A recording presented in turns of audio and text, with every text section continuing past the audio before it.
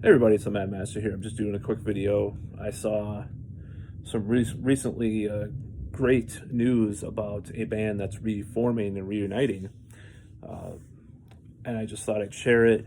More positive video this time instead of about other events or musicians that people have are butthurt about me doing videos about. Anyways, I have heard that Genesis is reuniting, and that is a good thing. I didn't think that we'd see him one last time. Anthony Banks is one of the to me his songwriting is an inspiration on my own music. Not only Phil Collins, Phil Collins, Peter Gabriel, Steve Hackett, whatever. Steve, of course, that's not the lineup that's reuniting. It's the '80s lineup, but nevertheless, just wanted to put that out there. Uh, but Anthony Banks being the keyboardist and writer of many of their classic songs, their pastoral style music that they played in the '70s and up until the '80s. Even though their '80s stuff, I've always liked. I didn't used to like it, but I guilty pleasure songs, and then I started to get into it because what happened was I listened to Trick of the Tail, and I liked it as a prog album because I started to get into Peter Gabriel. What happened was actually the irony is a lot of these bands I would read interviews with other musicians saying they liked them. For example, Hansi Kirsch, a Blind Guardian, said, in the '90s, like Genesis was one of his favorite bands. I was like, what? What is that band? And then I found out about their prog years. Same with Steve Harris. He said his favorite album of all time, several interviews I've read, is Foxtrot. So I was like, oh, I got to check them out. So I bought all their albums of their Peter Gabriel. And then I picked up Trick of the Tail. I was like, oh, this is really good. It's Phil Collins on vocals. I'm trying to get used to his vocals because I'm reminded of those pop songs. And then I got used to his vocals, and I started to like the '80s stuff because for pop, it's actually pretty good a lot of the time. My least favorite album, probably of the pop years, is ironically the self-titled one because I thought the first half was really good, and then or was it the second half of it? And they just had some. It reminds me of the dentist office a little too much because I think I used to play it in the dentist office. So yeah, I started to get more into them, and I thought since Phil Collins is having his son, who he taught, helped teach drums to, play a lot of drum parts because his unfortunately physically he can't do it anymore. I thought, well, why doesn't he do a Genesis reunion? And I think I even commented on some videos even a few years ago. So now that they're doing that, I hope to see that. I hope the set looks good. They do a little bit of Duke on the video that I saw, and I was like, damn, this is awesome. It was a rehearsal video. And I guess Phil Collins is so bad off that he has to sit down a lot of the show, which is sad. But if they do play, I'll be going to see him if they play the United States. I hope they're. Of course, I have hopes for the set list. The set list on the last tour, and I missed that last tour because I had just started getting into the later period Genesis at that point. And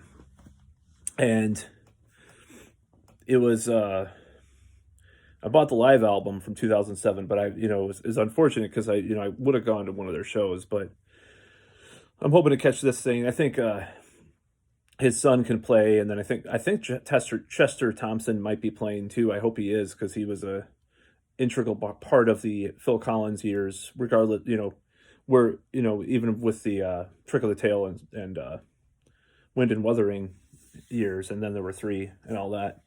Really good stuff. I hope they play a lot from Peter Gabriel years. The set list during the 2007, 2006 tours was actually pretty good. They did play a lot of old stuff. It wasn't like some of the later '80s tours where they they would do medleys, but they played some full songs from the Peter Gabriel and early Phil Collins led era, which is pretty cool. And I hope they do the same this tour.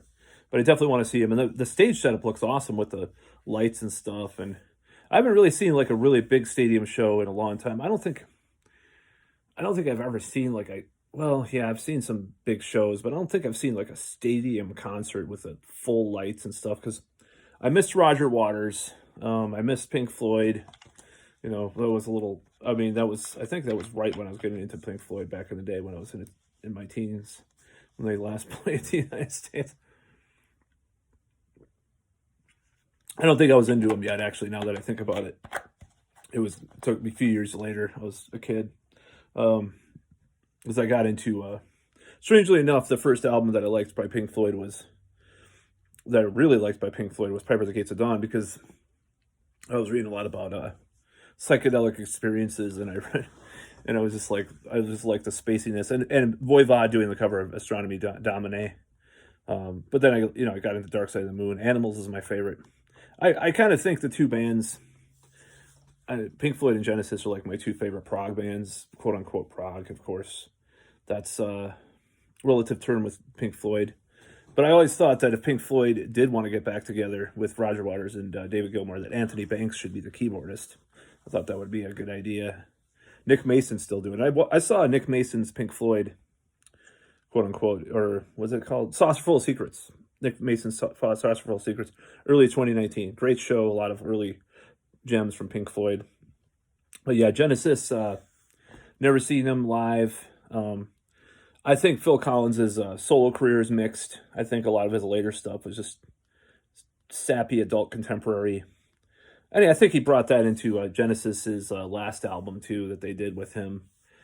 Unfortunately, even though it kind of there's some lawn songs on there, they try to go a little bit more proggy in a way, proggish, nailing the last spike or whatever. I still respect the stuff. It's just not my thing, you know. As far as the later Genesis, like really later Genesis, um, I Invisible Touch is. I never thought I'd like it, but you know, about years back, I actually bought it and got into it. And same with Abacab. Abacab is actually a really underrated album. I think it has a lot of weird, wacky kind of stuff on it that people don't like Who Done It. People hate that song, but I like it.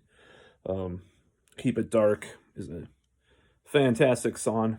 Whatever. Um, and songs like that, you know, and the title track, but it was really like the second half of that Genesis self-titled. The dentist. I'll call it dentist office rock. I think Genesis did a little too much dentist office rock later on, but they did have a lot of good songs too, you know. And Duke, Duke is in my top three. Duke is one of my favorite Genesis albums. I got into it, and the strange thing is I bought the remastered remixed version first, and I got into that, and now that's the one I like to listen to the most. And I realize it's over compressed and it's loudness war crap and all that, but somehow the way that one was remixed, it made it heavier in a way. So I always dug that. I don't know, you know, and some. Oh, I'm running out of battery. Thankfully, I'm not running out of space. I just cleared out my space, so I'm able to record longer videos now without it stopping. So I always liked Duke a lot. Duke just has this emotional resonance to me, and I listen to it, and you know, I would just like get sucked into the mood. You know, like that's a lot of Genesis stuff is like that. You know, it's just.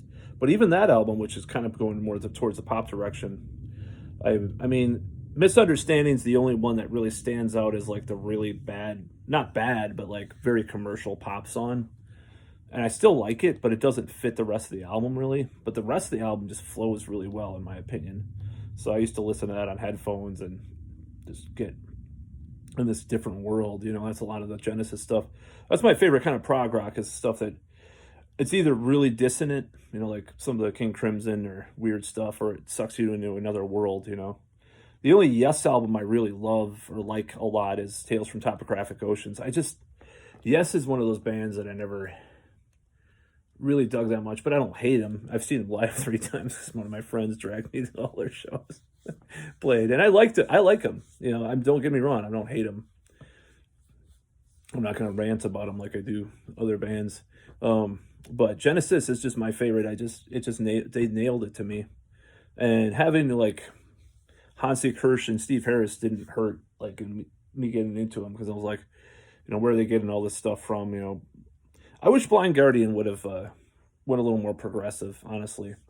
Um, in progressive and like odd timings and doing more stuff like that. And then there was Silences might be the closest thing to, in a way, that to prog metal that they did. I love Blind Guardian, and one of my favorite bands still. I'm gonna do actually. I recorded on my old hard drive.